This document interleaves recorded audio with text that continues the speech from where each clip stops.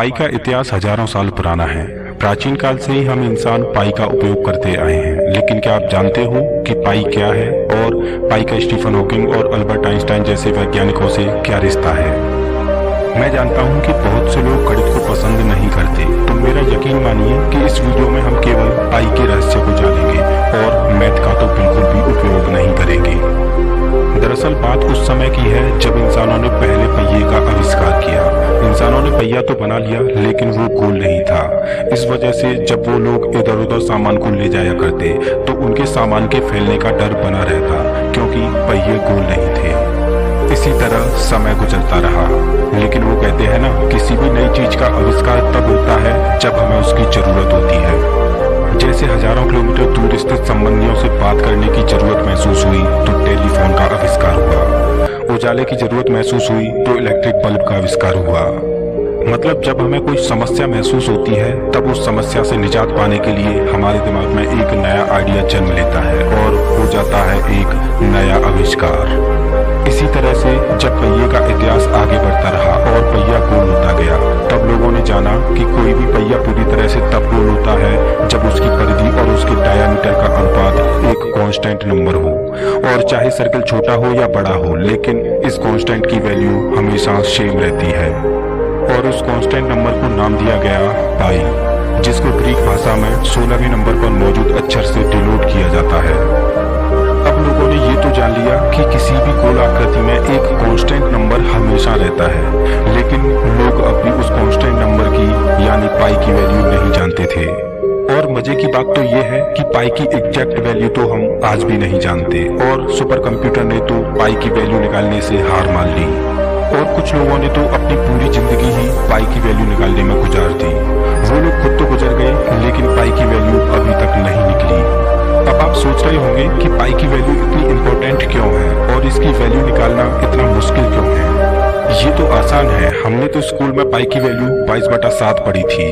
22 को 7 से डिवाइड करते जाओ और पाई की वैल्यू निकल आएगी। लेकिन मेरे दोस्त, मैं आपको बता दूं कि जो आपने पाई की वैल्यू 22/7 पढ़ी है वो गलत है और आपने गलत पढ़ा है। दरअसल पाई एक इरेशनल नंबर है और इसकी वैल्यू कभी भी रिपीट नहीं हो सकती। आपको जानकर हैरानी होगी कि बिना पाई की वैल्यू जाने हम स्पेस में कोई भी मिशन नहीं कर सकते, ना ही कभी हवाई जहाज बना पाते। खैर, जान लेते हैं कि 22/7 जो आपने अभी तक पढ़ा है वो आखिर क्या है। अगर किसी भी गोल आकृति की परिधि 22 यूनिट हो तो उसको परफेक्ट सर्किल यानी गोल बनाने के लिए उसका डायामीटर 7 यूनिट होना चाहिए, और परिधि और डायामीटर का अनुपात ही वो कांस्टेंट नंबर है जिसे पाई बोलते हैं। खैर, अब जान लेते हैं कि जो हमने स्कूल में पढ़ा वो गलत क्यों है।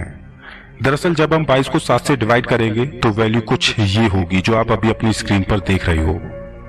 लेकिन पाई की असल वैल्यू तो कुछ इस प्रकार है जो अभी आप अपनी स्क्रीन पर देख रहे हो। और आपको ये बात जानकर हैरानी होगी कि आधुनिक दौर के सुपर कंप्यूटर ने पाई की दशमलव के बाद 5 ट्रिलियन वैल्यू निकाली, और इससे आगे सुपर कंप्यूटर पाई की वैल्यू निकालने में हार गया। सुपर कंप्यूटर द्वारा पाई की इतनी वैल्यू निकालने के बावजूद भी पाई की वैल्यू अभी तक अधूरी है। दोस्तों, चलिए अब जानते हैं पाई का एक अनोखा रहस्य जो आप नहीं जानते। क्या आप जानते हो कि पाई डे भी मनाया जाता है, और वो है 14 मार्च। लेकिन पाई डे 14 मार्च को ही क्यों मनाया जाता है? तो इसका जवाब पाई की वैल्यू में ही छिपा है। और आपको जानकर हैरानी होगी कि 14 मार्च को भी पाई डे सेलिब्रेट करने के लिए एक निश्चित टाइम है, और वो है दोपहर के 1:59। अब पाई डे इसी समय सेलिब्रेट क्यों किया जाता है? तो इसके लिए हमें पाई की वैल्यू को आगे बढ़ाना होगा। अब आगे मैं आपको जो बताने जा रहा हूं, या तो वो एक इत्तेफाक है या फिर कुदरत का एक करिश्मा। फिजिक्स की दुनिया में उथल पुथल मचाने वाले महान वैज्ञानिक अल्बर्ट आइंस्टाइन का जन्म 14 मार्च को ही हुआ था। और अब एक और इत्तेफाक बताऊं, 14 मार्च को ही महान वैज्ञानिक स्टीफन हॉकिंग का देहांत हुआ था। दोस्तों, आपको क्या लगता है कि क्या ये एक इत्तेफाक है या इसके पीछे कोई और रहस्य है? प्लीज कमेंट बॉक्स में जरूर बताना। अगर वीडियो अच्छा लगा हो तो लाइक कीजिए, और ऐसे ही मजेदार वीडियोज के लिए चैनल को सब्सक्राइब कीजिए, साथ ही बेल आइकन को दबाइए।